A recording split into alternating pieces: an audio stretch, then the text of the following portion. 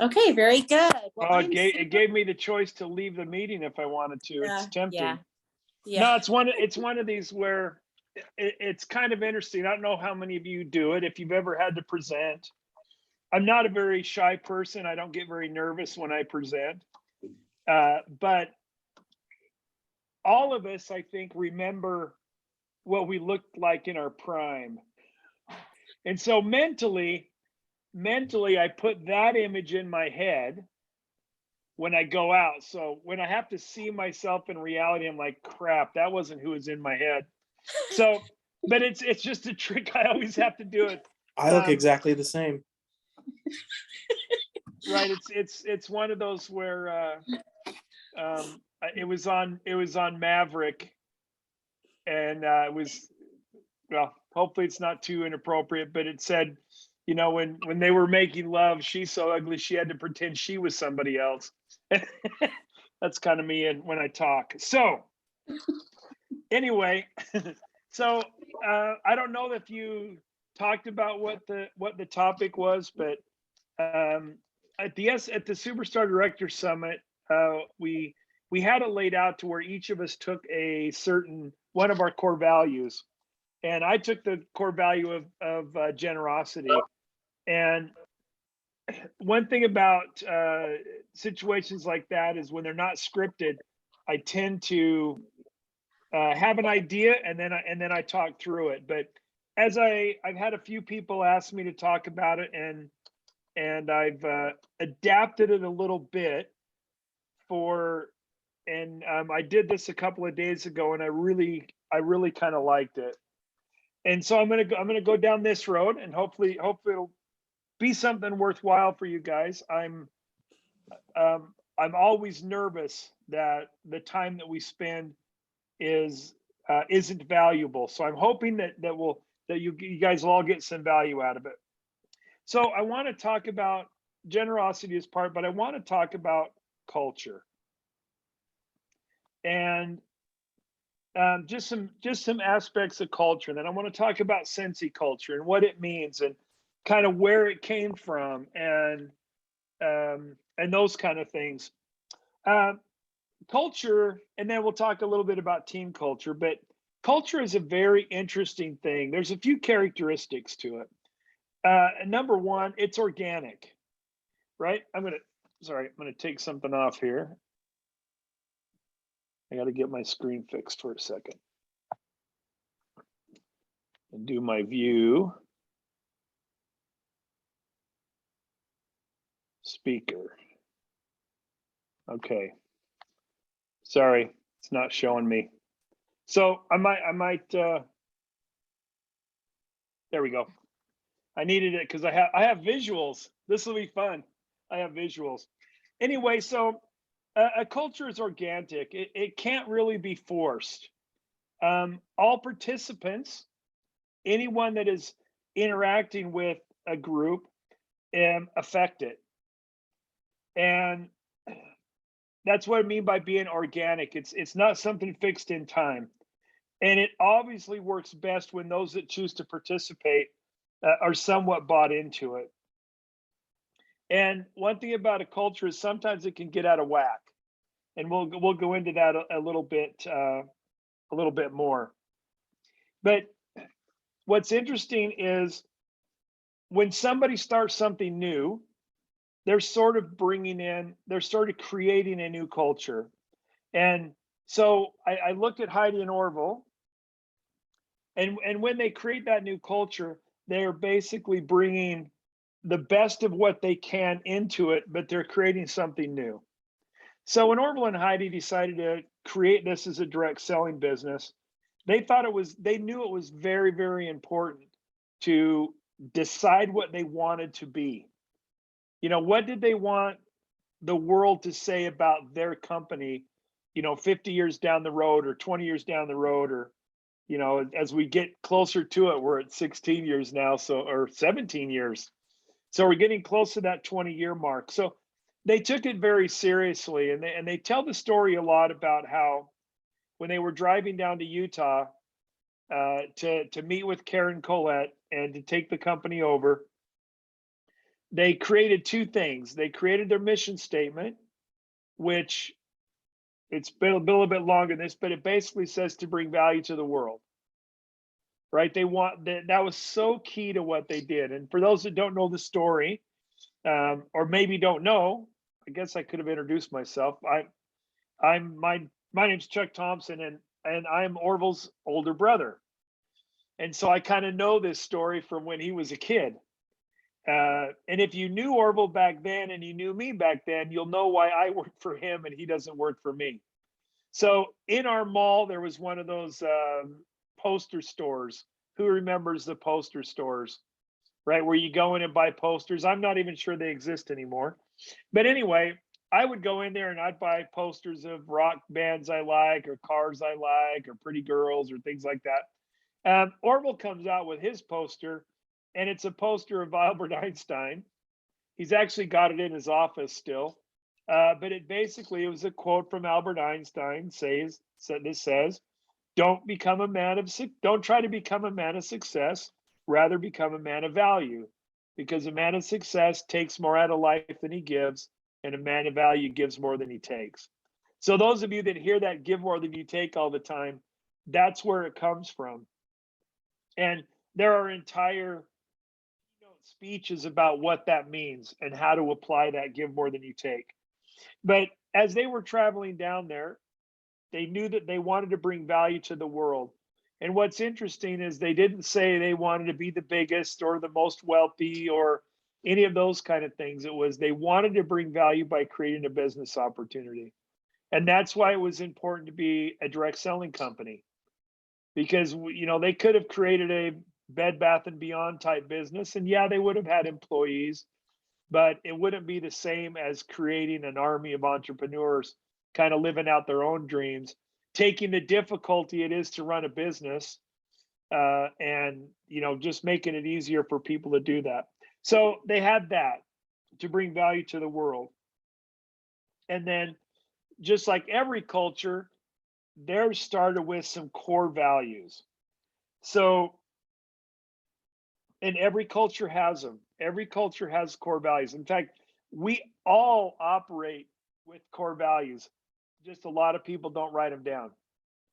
Maybe they don't even recognize it, but there are things that motivate us to either make us better or just to help us go forward. So Orville and Heidi set down 3 core values that they decided to write down. And those were simplicity, meaning everything we do, we try to make it as simple as possible. It's a little bit harder now than it used to be, but even internally, we try to do everything as simple as possible. The next one was authenticity. Authenticity was so important to them for a lot of reasons. When it comes to a direct selling company, who has actually been in other direct selling companies? Right? I have. And we had some really good friends in a very well-known direct selling company, and they were leaders in that company. They were the equivalent of a superstar director in that company. And so we got involved, and we got to go to a lot of the meetings and things like that. And there was a term that they used, and you'll probably hear it a lot, of that fake it till you make it. And so when you would go around, and that was their culture, and it worked very well for a lot of people that have that idea of fake it till you make it. But what they found, or what we found in that as we were around that, was there was just so much fake people around. They would act one way in private and they would act one way in public. And it never felt right, even when we did that. And so Orville remembered that. And so one of the things they said is, we want to be authentic. We don't ever want to be different in private than we are in public. Part of the driver of that, and I remember talking to Orville when I first started, and started buying into what they created in the culture, is that idea of everybody gets to come in and is invited to join our community as they are. earn the right to be here. They don't have to, they don't have to be a certain type of person before they can have dinner with Heidi and Orville or anything like that. And over the years, you see that manifested when you come to events. If you go to some events with other companies, direct selling or not, the top leaders, the top salesmen, the executives of the company, so often are sequestered off into their own little special place. Maybe they have special tables. They don't really interact with the, new people or anything like that. But you come to a Scentsy event, and it's pretty astounding that the last ones to leave are Orville and Heidi, right? They stay there as long as there's somebody that want their time, and they've kind of instilled in all of us that desire to be exactly who we are, but to leave ourselves open so that you guys can authentically get to know us. Who we are in public is exactly who we are in private. And but what's been interesting over the years, that since I decided to oh, I forgot my visual. Okay. So Orville and Heidi got to create their culture. And I call that the Scentsy spirit, right? They were the ones that were allowed to give birth to Scentsy spirit. Now, over the years, those of us that have been around a long time understand that Scentsy spirit might mean different things to different people, but we all have a sense of when it isn't right. Isn't that right, Tracy? We Jackie, there are times when we just go, something's not right. We are not living up to the ideals. There's just something off. And you sometimes you can't put your finger on it, sometimes you can. And what's been interesting over the years is with employees, especially because I work a lot with, I've probably hired a couple hundred, maybe more employees over my time, and I've mentored even more than that. And one thing that we tell our employees is, if you've ever get that sense that something isn't right, then you have the right to either get the answers as to why, basically you have the right to have a conversation. And hey, something doesn't feel right. This is what I'm going through, and have somebody work you through it. And it's either, okay, I get it now and I feel great, or no, I still don't like what I'm seeing, or I just still don't think that this fits into what Scentsy is. We always say that let's go talk to somebody above you. Let's go talk all the way up to Orville and Heidi if it has to be. A lot of times it stops with me over the years, because I really feel pretty tied into Orville and Heidi and what they want to have accomplished, mainly because I bought into it 100%. But there are times when something doesn't seem right. About 90% of the time, it's just a matter of giving some context, and then they know it works out. But there's about 10% of the time when, wow, you're right, this isn't right, and it needs to change. And when that is discovered, and you guys that have been around a while can attest to this, I think, when we as the leaders of the company, or you as leaders in the field, identify something that truly is against our Scentsy spirit, we try to quickly pivot and change it. And that's what makes a culture healthy. So what's interesting is, time goes by, you have your little culture here, and it's a little bit like an orb in space. It floats around. And then there are other things that start pulling at it. So if somebody wants to keep their culture exactly the way they want it all the time, then they have to make sure they don't invite anybody else in.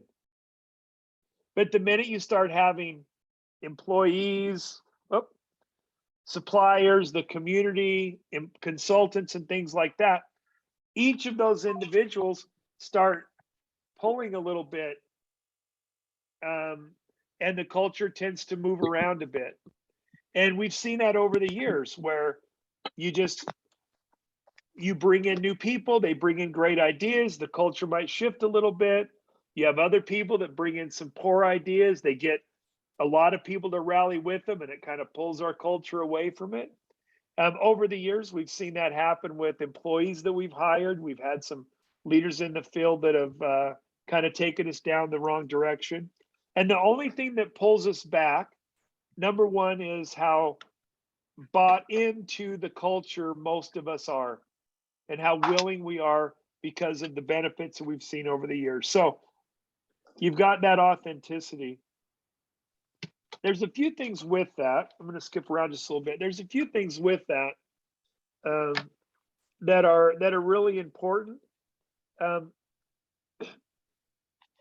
idea that everybody gets to come in as they are is so welcoming, but it also has a tendency to cause some conflict, because there are times when someone's authentic self, even if they're trying to improve, is pretty difficult to deal with. And the human tendency is to, I just don't want that person in my life. They're just too difficult. I can't deal with it. When in reality, they're the kind of people that need us the most. And in a company like ours, all of them should feel welcome. And we'll get into that a little bit later. Maybe I might lose my train of thought. But every culture does start with those values. I'm going to skip all that because I want to talk about generosity. But just think, it's in your mind. Over the years, we have had times when it just doesn't feel right, and we've had to reset.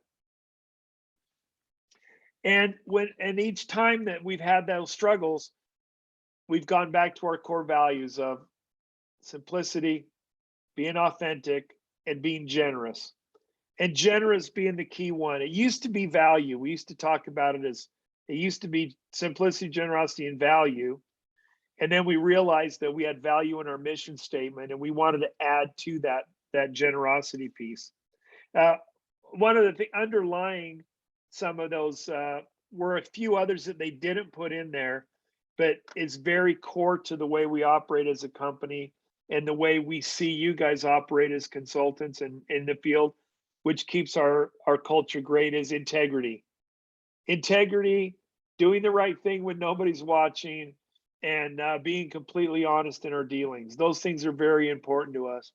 There was an example of that just a couple of days ago. I don't know if you guys were involved in that, but those pre-orders, the pre-orders, when they did the redemption, we realized after 4 or 5 of the redemptions that our system was not giving the host credit, the host base amount and the host credits and stuff for the $10 or $15 or whatever it was that was the pre-order. And that just wasn't right.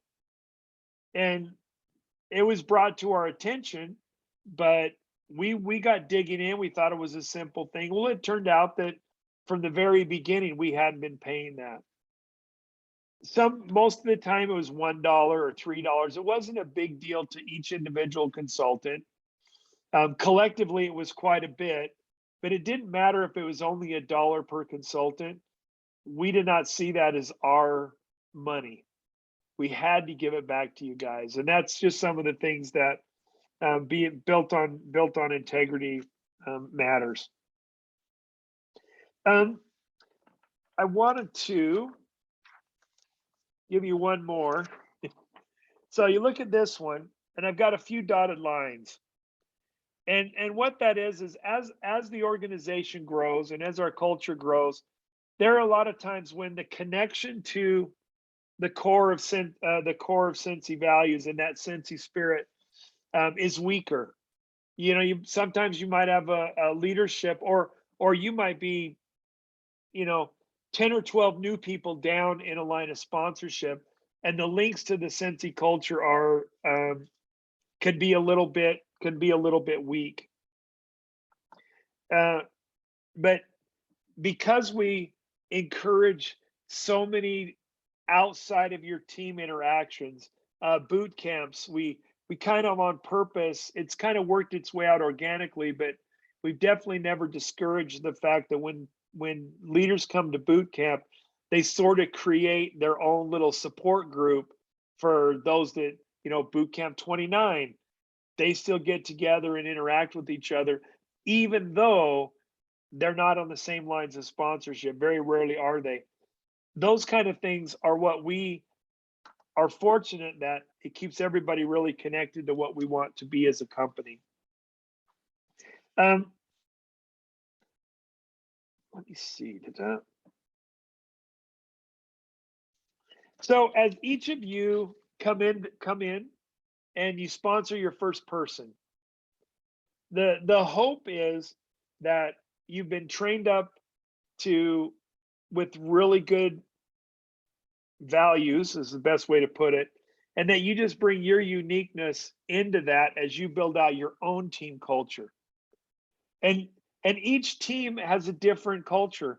Tracy, your team has a different culture than Nicole Furlan, for example, right? Each team has their own culture, but the ones that have really succeeded, not just financially or all the other ways that matter, but have succeeded in becoming an influencer within the broader Scentsy spirit culture, have been ones that have really kind of bought into that. So I have some personal stories about that for me because I haven't lived your lives and I don't know your journey as you've grown up in the business, as you've grown up in our Scentsy family and incorporated the things that Orville and Heidi have tried to teach over the years, really on not how to become multimillionaires and have giant lifestyles. We just, that has never been their motivation. Although there are a lot of people that do, and there's a lot of financial freedom that can come from the hard work it takes to succeed.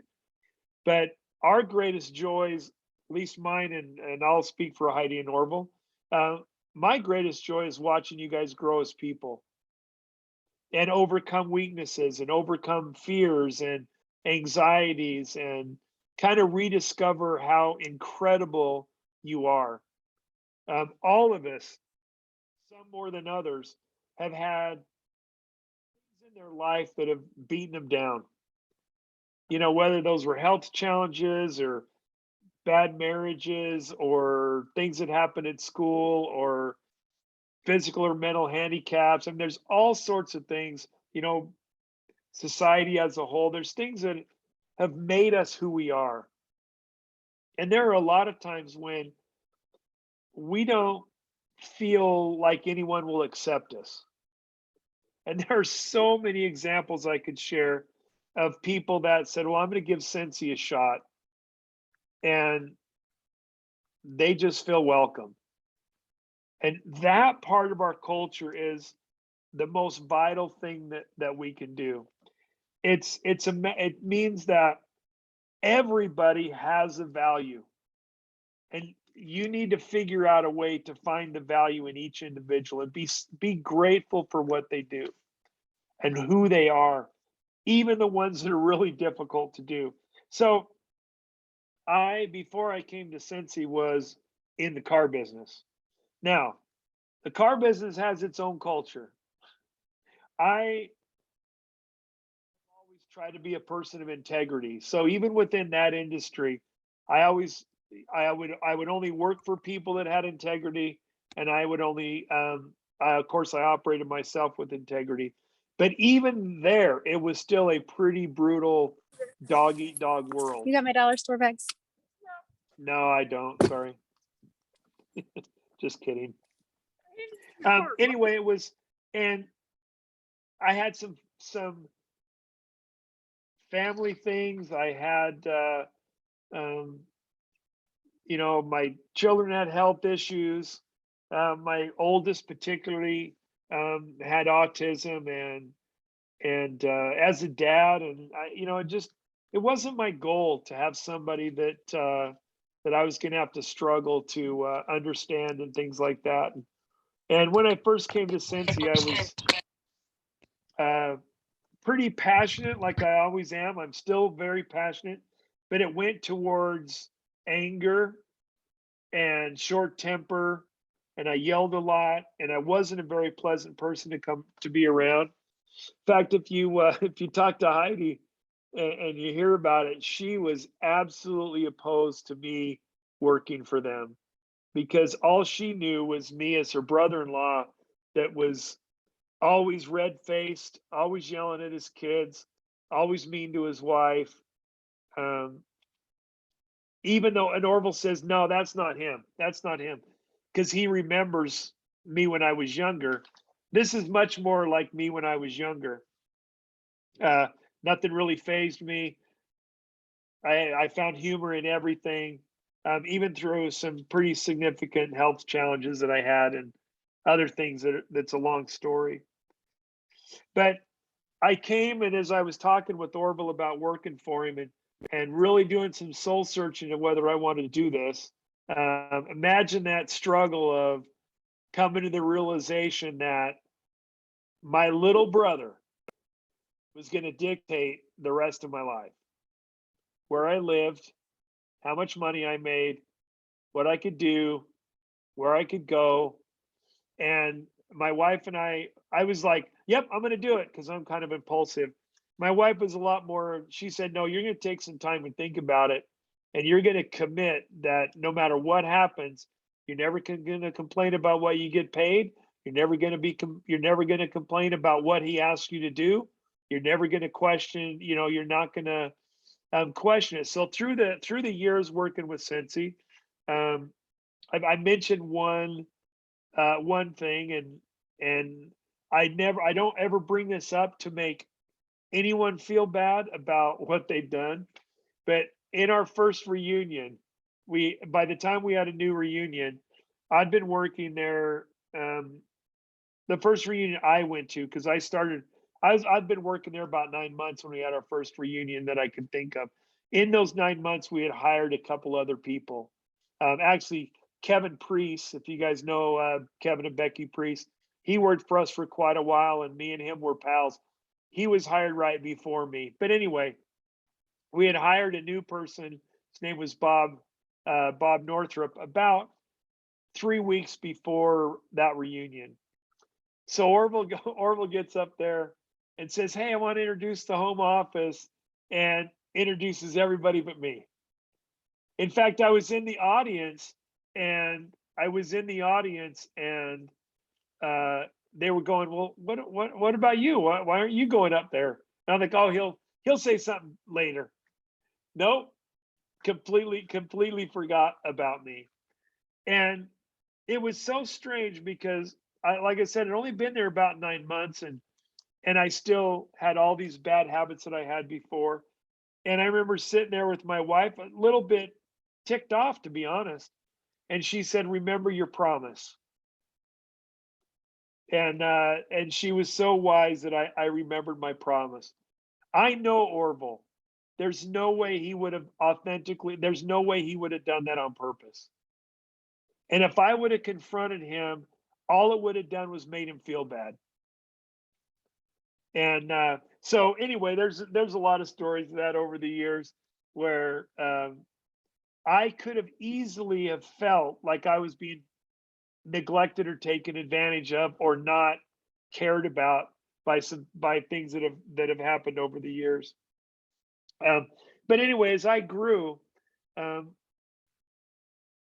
and really bought into being authentic, and especially the giving more than you take. That idea of no matter what my interaction, I am going to make sure that I leave that interaction better than I I'm going to give more to that interaction than I get back out of it. And does it always work out that way? No. A lot of times you get taken advantage of, but it can never let the one or two times you get taken advantage of by giving more than you take to make you decide you're not going to do that anymore. one of the most important aspects of that for me was just quickly to forgive. And there are times when people are going to offend you, right? It's going to happen. There are times when people are going to take advantage of you or cheat you or do all those kind of things. And if you let that fester, instead of just going, okay, I don't have to give a lot to that person because they didn't really give me a lot, but I'm going to let that go and not let it eat at me.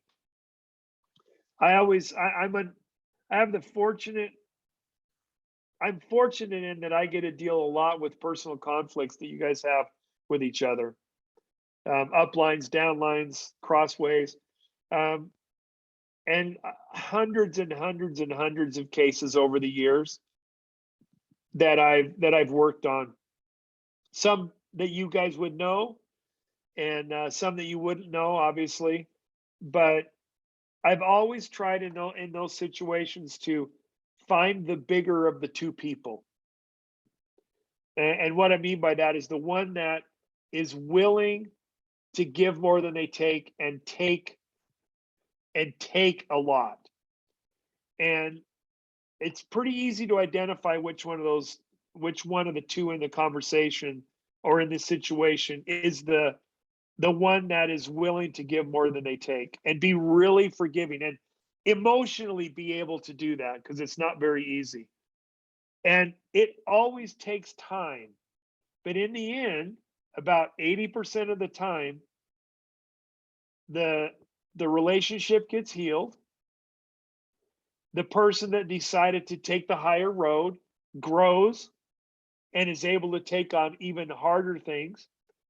And the person that needed a little bit more help feels never felt attacked and really has that opportunity to change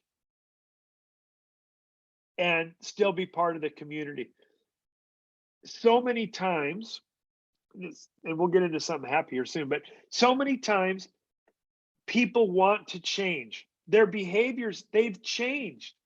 They are better people, and yet their community won't forgive them.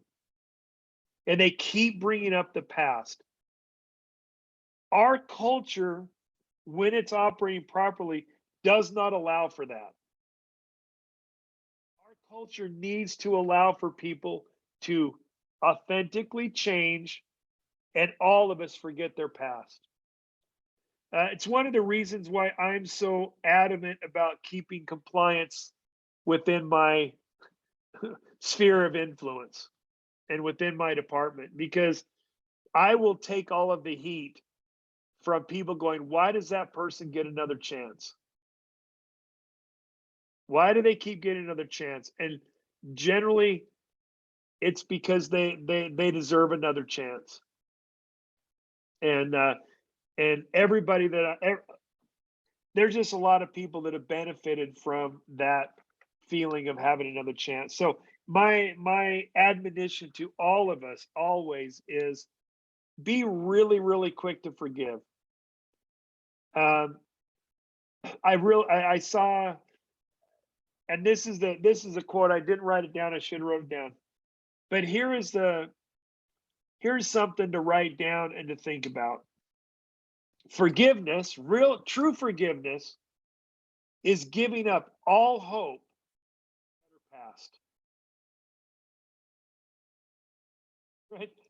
Sometimes we spend so much time hoping that the past would have been better. And true forgiveness is giving up all hope of a better past. It's such a it's just such a simple thing to do. Now, sorry, it's a simple thing to say. It's very difficult to do, and a lot of times we learn that line upon line. But in Scentsy Culture, redemption and forgiveness and all that are there's just so many stories of that. Who here knows Jason Harwood? Right? I don't think he'll be embarrassed by me telling this story. And hopefully, through this story, you find people in your own life that maybe this will work for you. So Jason, really early on, had a pretty big ego, and he kind of thought he was getting treated a little bit poorly and decided to do some things that were pretty bad. He created while he was working for us, he created another company and was going to sell his training to consultants. And, in saying some things about me, saying some things about Orville and Heidi and some other employees on the way out the door. And so we had to let him go. And he burnt quite a few bridges within the company on the way out. Well, I think it was 4 years later, 3 or 4 years later, he came to Orville and Heidi and said, "Hey, this is what I've learned. I'd really like another chance. I think I could really contribute to Scentsy, bringing the things that I've learned." So Orville and Heidi brought me in and said, "What do you think?" And I said, "Absolutely. Let's bring him back." Me and Orville and Heidi were the only ones. In fact, we had people almost ready to quit when they found out that we were going to give someone like that a second chance. And there hasn't been a day go by that he's let us down. And it's been, what, 7 years now, 8 years now, I think, that he's been back. He's an incredible contributor to Scentsy. But there are very, very few people that have burned as many bridges as he did on the way out. And so in your individual lives, you're going to have people that burn every bridge they can, and they're going to come back to you and say, "Can you give me another chance?" For the sake of Scentsy Spirit and your own well-being, for that part, please give them another chance. Don't let anybody leave our community feeling rejected and feeling like there's no way back. Now, that isn't to say we should allow people to do things that they shouldn't be doing and get away with it and those kind of things. But I've just found over the years in my life how easy people are to forgive me, because you're just forgiving, and that just works out really, really well. Now, a couple other things about generosity, because it is one of my favorite things. There are a couple of kind of, I don't know if they're warnings or if they are, but sometimes, well, let's do it this way: contribute more than you take. We all have heard that 100 times. And a lot of times people think, or individuals will think, well, I just have to keep contributing and contributing and contributing. But there are times, and no one has to raise their arms, but there are times when we have nothing to give, right? We have nothing to give. Our family life is weighing us down. There's just times when we're all tired and have nothing to give. I have absolutely been there. And I mean, in the last 15 years, I remember one stretch that was probably 7 months worth of I just didn't have it in me to give. And I'd go through the motions, but I certainly wasn't giving. And the lesson that I want to help people understand is, when you have nothing to give, you can still give more than you take by not taking. And a lot of times, see individuals taking away from the culture by being unfairly negative towards each other, towards the company, towards circumstances. And that's not to say that we can't have hard conversations. There are times when it's the negative that comes out is fair. But when when we as individuals try to recruit people to our negative, we're taking more than we're giving. And it's just dangerous to the culture. And it really makes it hard for everyone to grow forward. So we're always going to have that. My admonition is work on yourself to not be that person and let the other people worry about themselves to not be that person. And through example, taking the barbs of, well, you're just unicorns and rainbows. You're not realistic.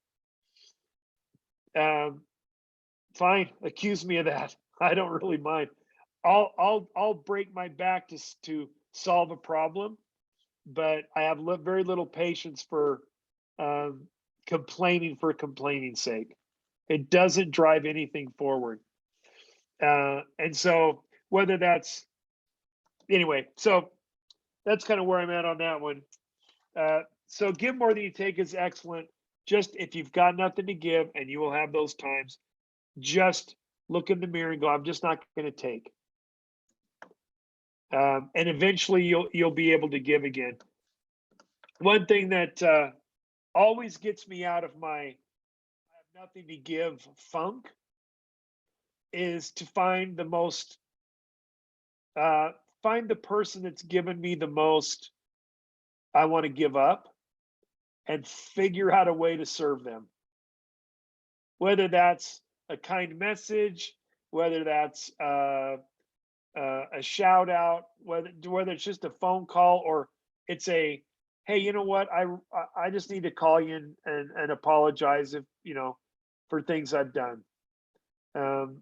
There's a couple of SSDs that I've had to sincerely call up and say, hey, I really apologize.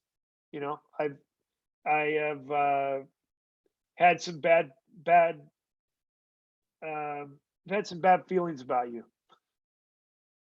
And anyway, it's just helped me to be able to be honest with people and things like that. But anyway, so that's kind of that. You guys know this. Direct selling is not easy. Being successful at it is hard work.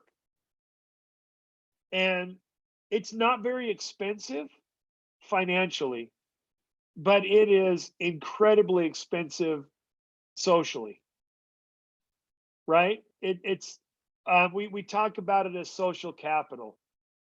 We all have social capital, and there's times we have to spend it.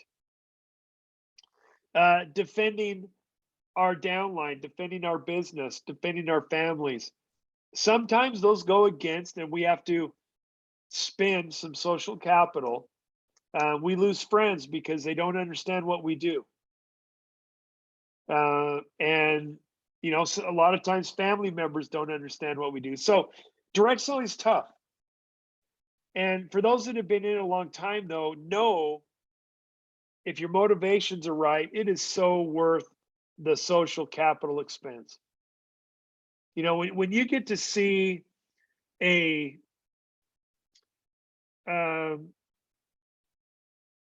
one in particular, there's a consultant that all of you know. She's a superstar director, and she can be open sometimes about her life, but a lot of times isn't open about her life and her work life and the way she's been treated over the years and the things that have happened to her. To watch her become what she is now, man, that is worth any barbs that get thrown at me to support such a winner. And one thing I know about direct selling is, man, the people that can make it work are just some of the best people in the world if the culture is pure. And that's what makes being in Scentsy so special, is because it is based on values that only uplift. And we fight hard to stick to those values and to hopefully project that culture out to all of you. And through the leadership, it gets projected out into new people. But man, even within our industry, which is really an amazing industry. Forget the bad players. Let's just talk about the good players. It's an amazing industry, but we are a shining light even to them. And it comes back to that culture and that key generosity value that we follow, which is we give more than we take, and we're honest in our dealings. We don't make up stories of success. And one of my favorite visuals of what makes me so proud about our company and what you guys have done to create it in our culture.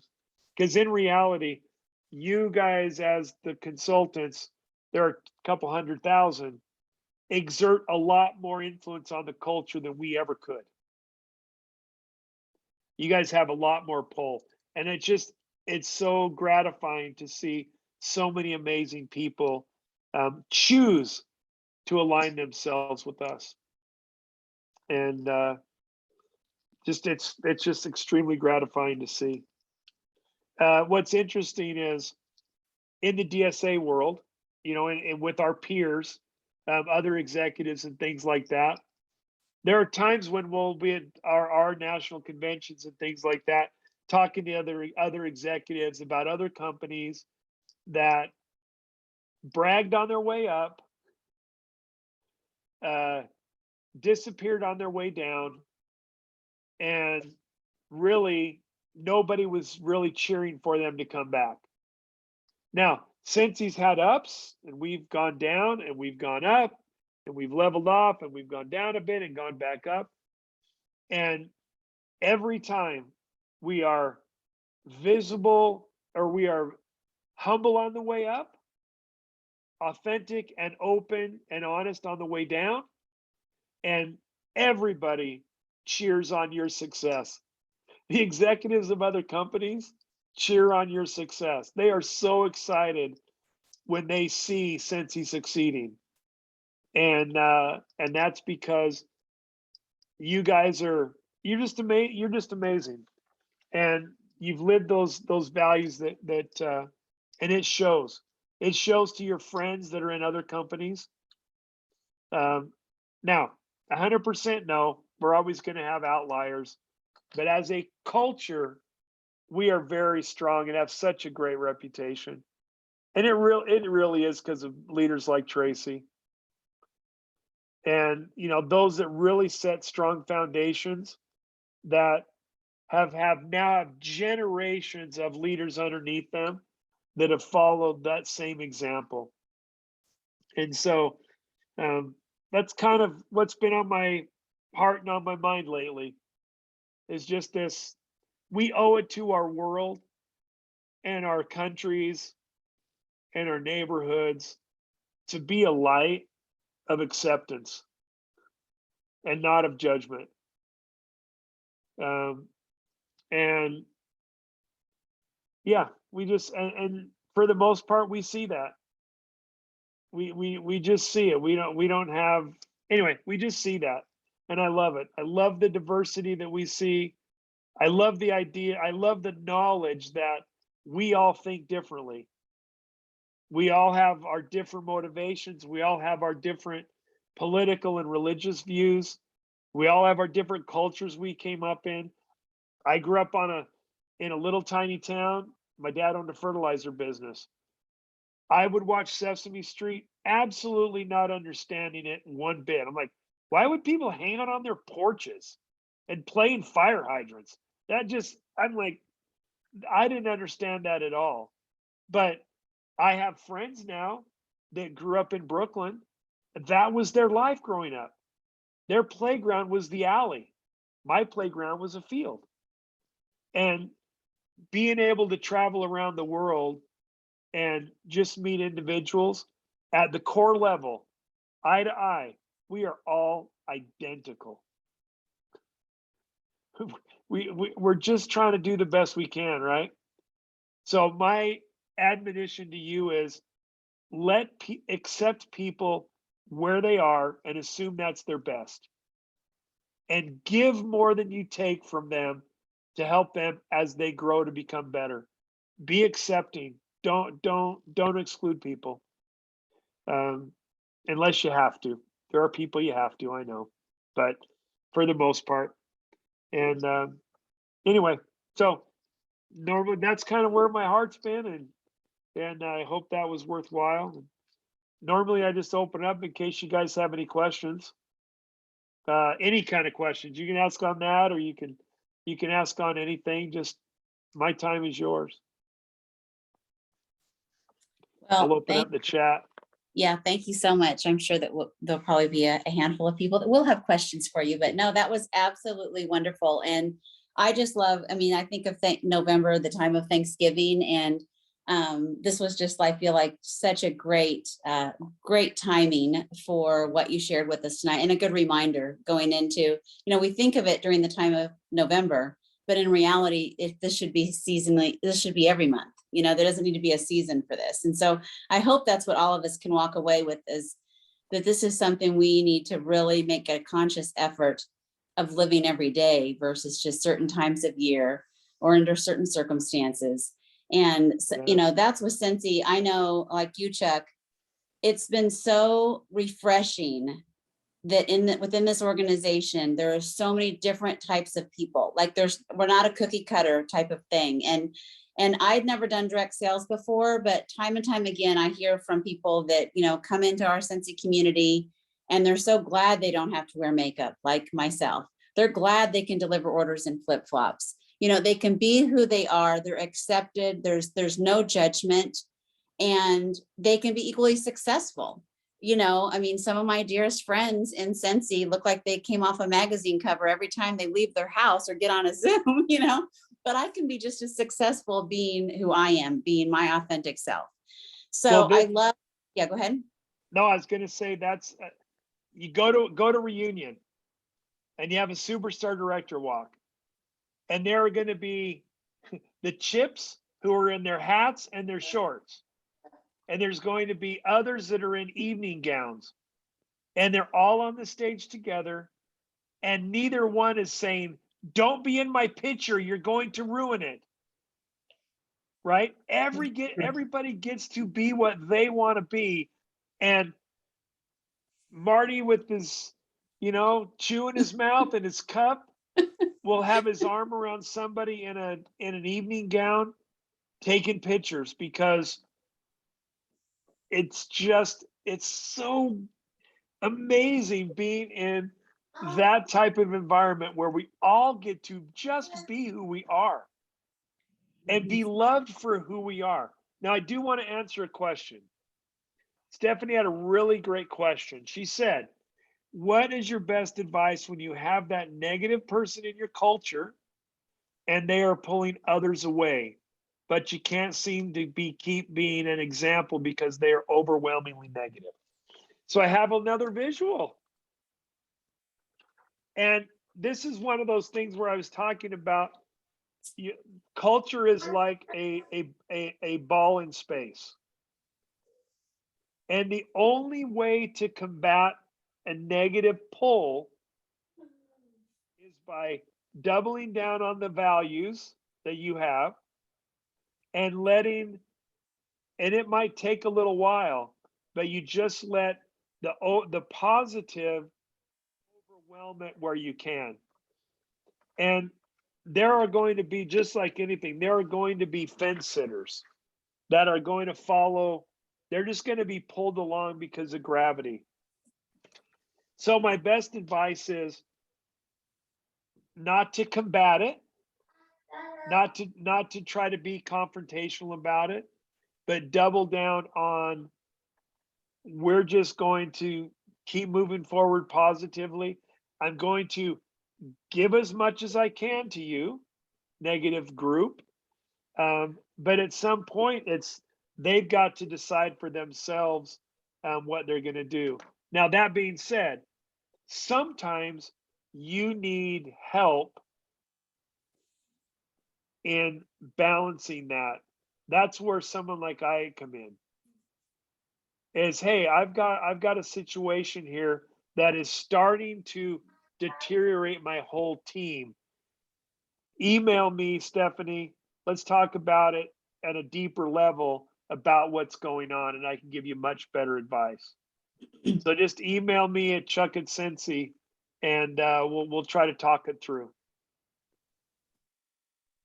I have your email. It's kind of funny. So there's Orville at Scentsy, Heidi at Scentsy, Chuck at Scentsy, and I think Mark at Scentsy still works too. Yeah, And we you've helped me try out to with a keep them. couple problems before. We try to keep them simple on purpose, because even a certified or essential consultant, when they need us, should be able to get us. And what's been great over the years is nobody's really taken advantage of that, right? Or sorry, taken. That's not the right word. Yeah, they haven't abused it. It's been used when it needs to be used, and so that's why we can still be open and fill those spaces in between spaces. So,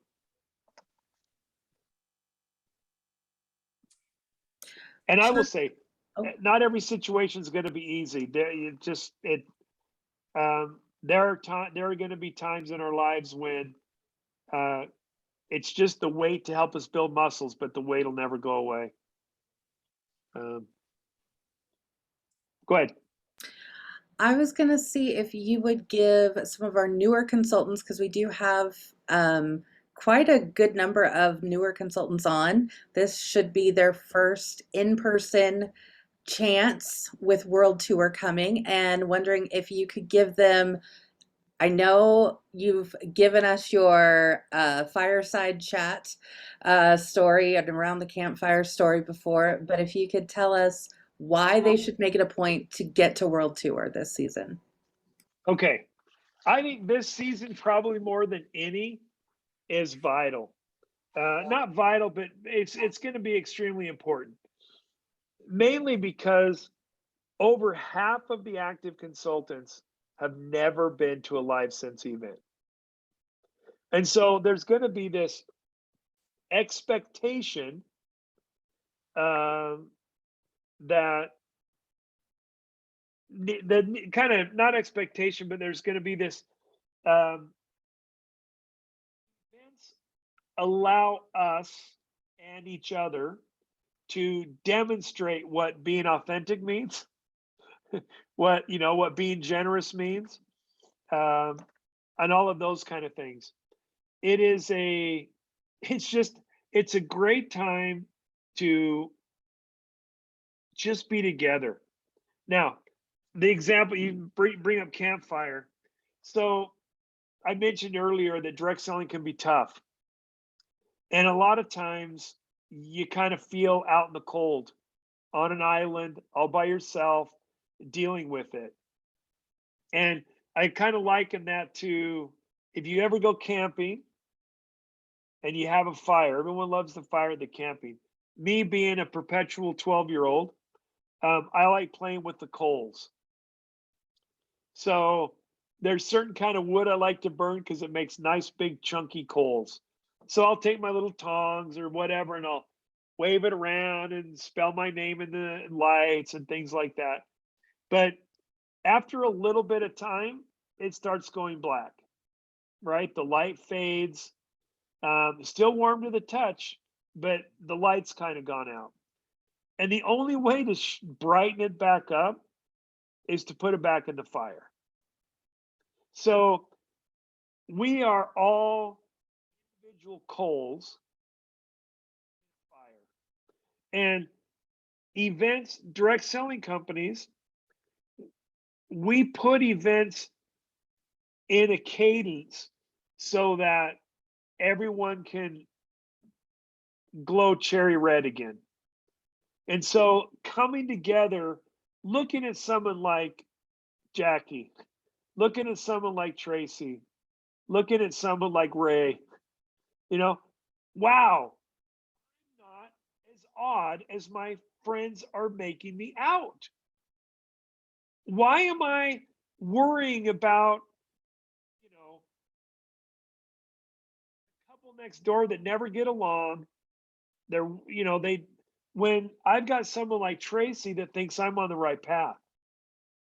And so that cadence of events reminds us that we're not the crazy ones.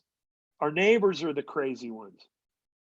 But if you don't have those examples to look to, it's very easy to fall victim of the society as a whole that wants to tell you, hey, you can't do something on your own. That's all a hack. That's all fake. We all know that those are dishonest. They're a pyramid scheme. Tell Jackie it's a pyramid scheme. You work your butt off, right? This is a job. This is a business. Now, the great thing is it's also a community.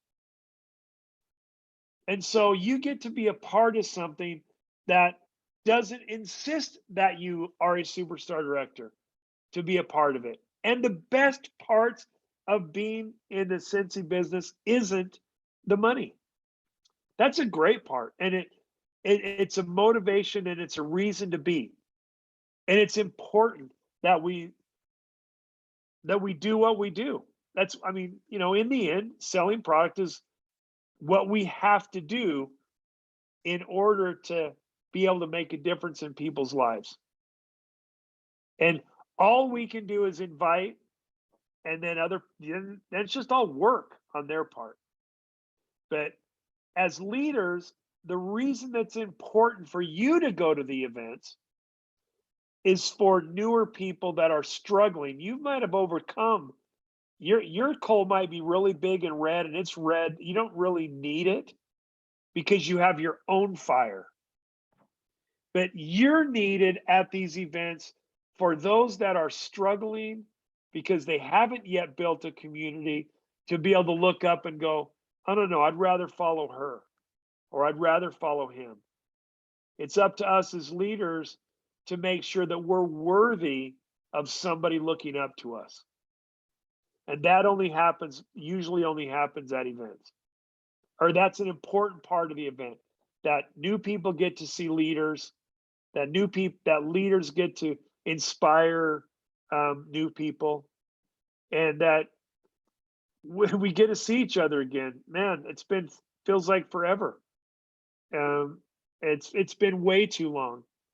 And so we're really looking forward to it. It's been nice proving all the contracts for all these venues that we have booked. And we're just really looking forward to not only us being out there, because especially me, if I don't get a chance to be around you guys personally, man, it's a corporate job sucks. I have a corporate job. Being around you guys is what makes that tolerable. And it's been a long 2 years. It has been a long 2 years. I don't go on incentive trips because I like the exotic places. Right? If it were up to me, I could have all of the incentive trips in southern Utah, driving around in my 4-wheel drive. Right? I don't need to go to exotic places. It's you I look forward to seeing. And if you can build that into where you can't wait to see your downline, or you can't wait to see your cousins within your team of your upline, that you need an external motivation to want that, you're going to struggle a little bit more than I do. Yeah. So that's why you need to go. But with a but, I don't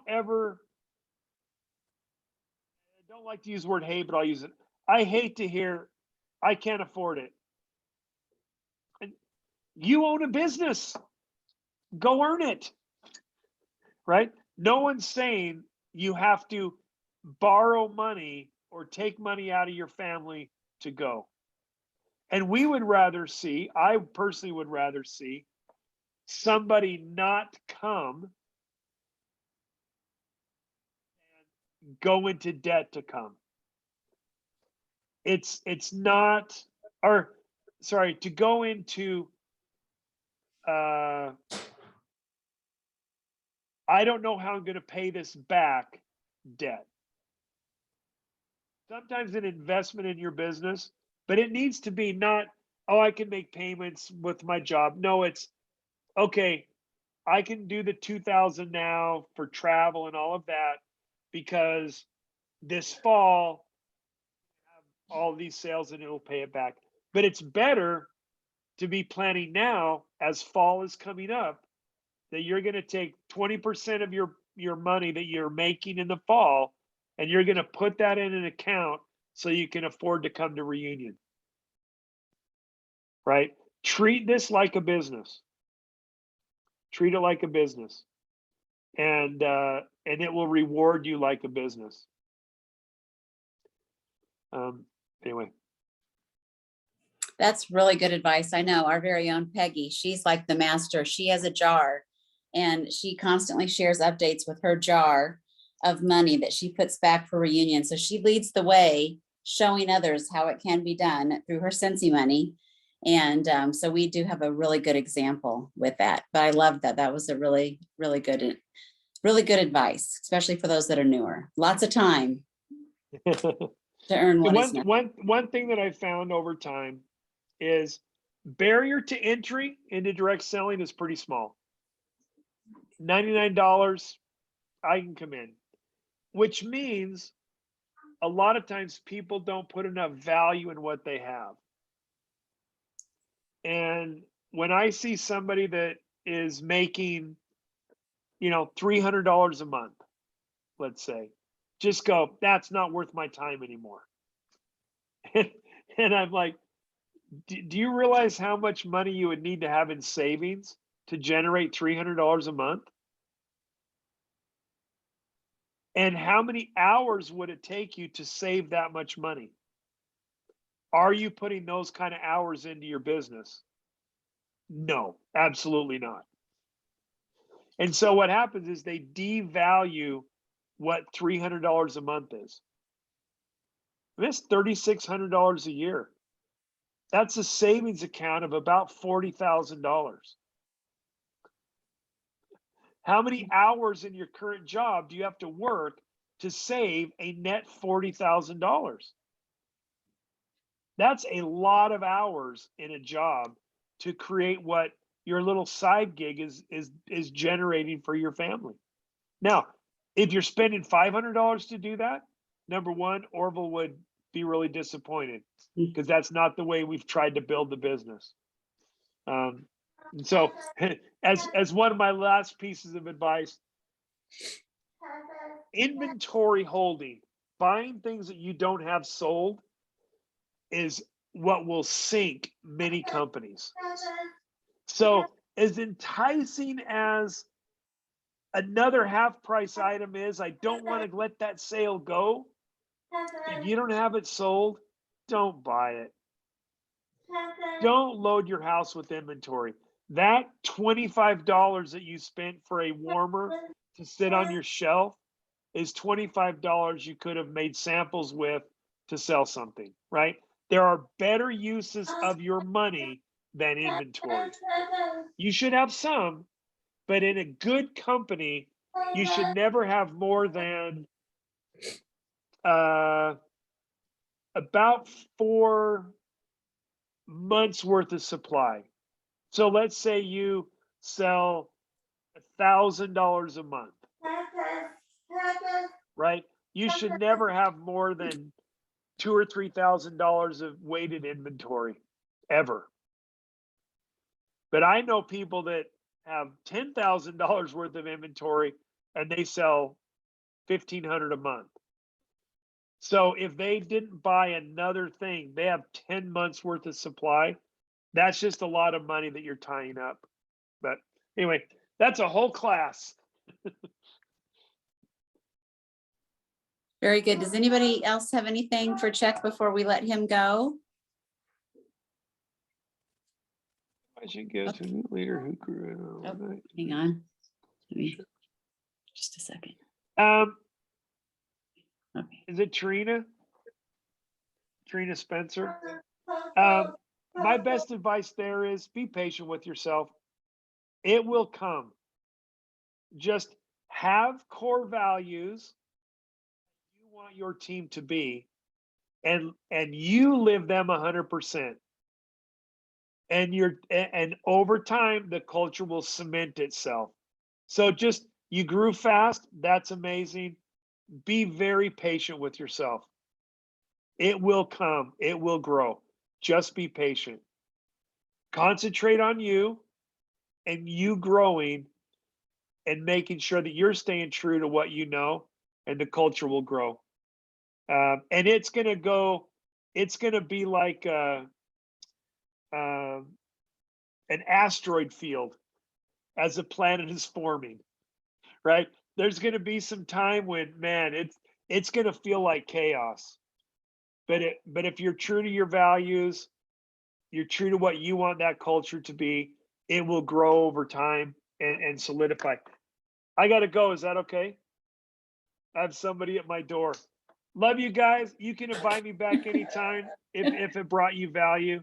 And Chuck and Scentsy my email. If you want to talk about something and I have the time to do it, I am absolutely here for you guys, as Okay. always. Sorry I didn't get to wrap it up, but thank you, Chuck. No, love you guys. We'll see you. Okay. Bye-bye. Bye. I feel so bad because I didn't really get to introduce him. I'd planned on it, but he just kind of started. So I was like, well, he's just kind of going. So I'm going to let him have it. I didn't want to interrupt him. And then I didn't get to wrap it up because, well, he's just kind of going. So yes, we are still recording. So we can let's shut the recording off now. That'll be me, my job. Hold on. Do an introduction on the recording, like when Oh, I you should do post that. the recording. So just for those of you that did not know, although we're a little late, that was Chuck Thompson, who is known by most as Orville's brother.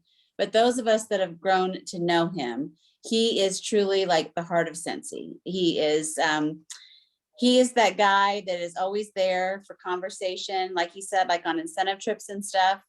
He is usually the one you'll find in the lobby and by the pool. Like he's not the one that signs up to go on all the stuff.